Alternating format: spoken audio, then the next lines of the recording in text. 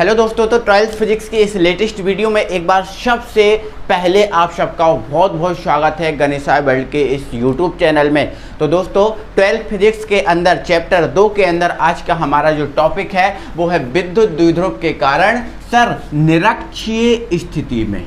कौन सी स्थिति में? निरक्षीय स्थिति में विद्युत विभव। विद्युत विभव मतलब आपका जो भी है, इस भी की आपको क्या करना है? गणना करनी है। ठीक है, बहुत इजी है। आपने विद्युत क्षेत्र की तीव्रता निरक्षीय स्थिति में की थी, लेकिन वो तो क्या थी, थोड़ी सी टफ थी, बट ये ना बहुत ज़्यादा इजी है ना। हमारा क्या है, किसके कारण हमें इस विद्युत विभव की गणना करना है? तो सर हमें विद्युत द्विध्रुव के कारण क्या करना है? इस निरक्षीय स्थिति में विद्युत विभव की गणना करना है। तो सबसे पहले हमें क्या बनाना पड़ेगा सर? विद्युत द्विध्रुव बनाना पड़ेगा। बहुत सिंपल है। ठीक है, तो क्या करो, आप बना लो सर। हम मान लेते हैं कि जो आपका ए बी है, क्या है? ए, और यहाँ पर क्या है? बी। ए बी क्या है? एक विद्युत द्विध्रुव है। ठीक है, ध्यान रखना, जिस पर -q और +q आवेश रखा गया है, और इनके जो बीच की दूरी है मेरे भाई, वो बीच की दूरी क्या है? बीच की दूरी क्या है? 2l है ना। आपको पता है जो विद्युत द्विध्रुव है उनके जो बीच की दूरी होती है वो अल्प दूरी होती है, और अल्प दूरी हमने क्या मान के रखी है? 2l है। समझ गए ना। तो ए बी क्या है? एक विद्युत द्विध्रुव है जिस पर -q और +q आवेश रखा गया है, और इसके बीच की दूरी क्या है? 2l है। हमें क्या करना है? इसके कारण निरक्षीय स्थिति में विद्युत द्विध्रुव विद्युत विभव ज्ञात करना है। तो हम क्या करेंगे दोस्तों, जो आपका विद्युत द्विध्रुव है इसके केंद्र O से, सर क्या? केंद्र O से कौन सी स्थिति में? निरक्षीय स्थिति में। आपको पता है जो निरक्षीय स्थिति होती है वो ऊपर होती है या फिर नीचे होती है। यही है पता कि निरक्षीय स्थिति या तो ऊपर होगी या तो नीचे होगी। तो हम क्या करेंगे दोस्तों, इसके जो आपका विद्युत द्विध्रुव है इसके केंद्र O से कितनी दूरी पर? r दूरी पर। कितनी दूरी पर सर? r दूरी पर। ये दूरी हमने कितनी मान ली है? r मान ली है। ठीक है, इस r दूरी पर मान लेते हैं हमारा एक बिंदु जो है ना वो क्या है? P है। क्या है? P है। और इस P पर हमें क्या करना है? विद्युत विभव ज्ञात करना है। विद्युत विभव मतलब जो आपका V है इसको आपको क्या करना है? ज्ञात करना है। तो ये दोस्तों जो आपका V है वो हम डायरेक्टली नहीं ज्ञात कर सकते। डायरेक्टली नहीं ज्ञात कर सकते, तो इसके लिए हमें क्या करना पड़ेगा दोस्तों? पहले आपका जो +q आवेश है, इस +q आवेश के कारण क्या ज्ञात करना पड़ेगा? विभव। तो मान लेते हैं +q आवेश के कारण जो विभव है वो आपका क्या है? V1 है। क्या है? V1 है। फिर क्या करेंगे दोस्तों, जो आपका -q आवेश है, इस -q आवेश के कारण विभव ज्ञात करेंगे। तो -q आवेश के कारण जो विभव है हम वो मान लेते हैं क्या है? आपका V2 है। क्या है? V2 है। वैसे तो दोस्तों इसमें दिशा का कोई महत्व नहीं रहता। क्यों नहीं रहता? क्योंकि आपका जो विभव है वो क्या है? एक अदिश राशि है, तो इसमें दिशा का महत्व नहीं रहता कि दिशा इस तरफ है कि दिशा इस तरफ है।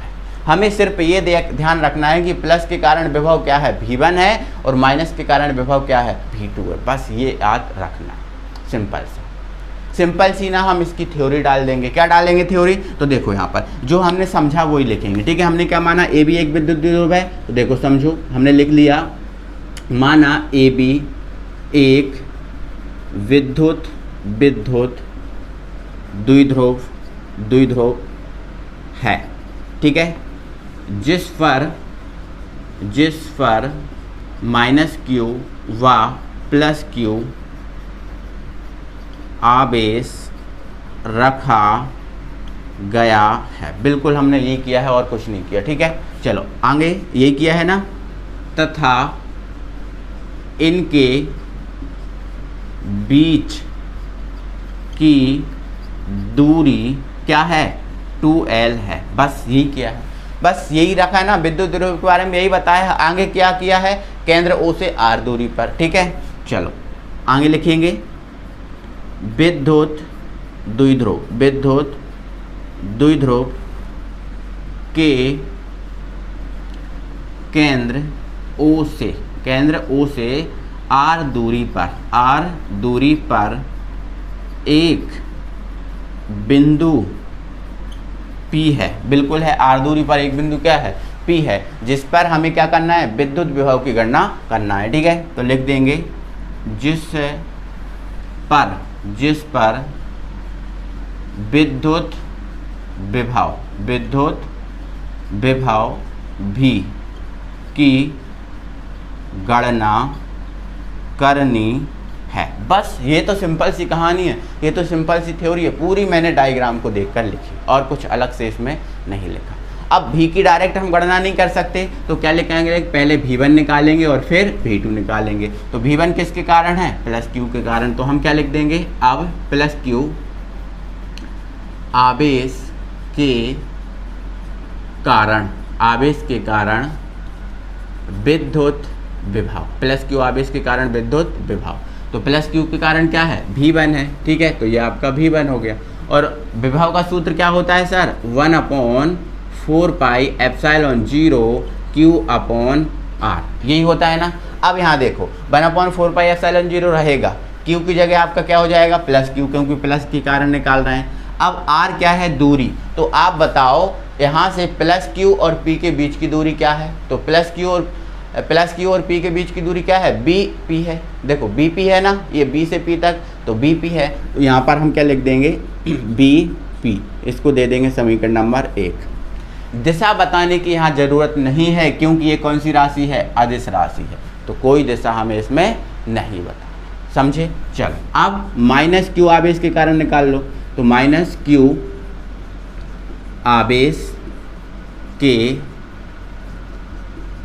कारण विद्युत विभव, माइनस Q आवेश के कारण विद्युत विभव, ठीक है, क्या हो जाएगा, क्या है, V2 है ना, V2 ये वाला, ठीक है, तो क्या हो जाएगा 1/4πε0, ठीक है। अब यहाँ पर माइनस Q के कारण निकाल रहे हैं तो माइनस Q लिख दो, ठीक है।